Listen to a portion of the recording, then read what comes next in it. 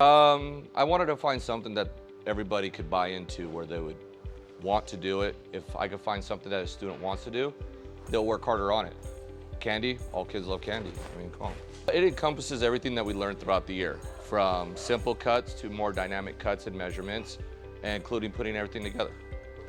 It'll take any student some students a week to finish, some students will take the whole time of 3 to 4 weeks to finish. Are they having fun doing this? I would hope so. You would have to ask the students that. I think they are having fun. I mean, they're all knocking it out and getting work done, so I think they're having fun.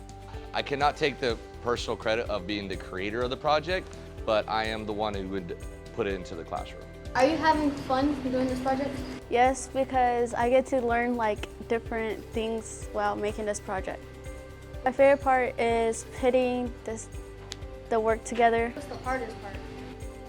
Probably attaching it with like nails and stuff. Yes, I'm having fun because like the teacher is cool and I have a lot of friends in that class. What's your favorite part about this project?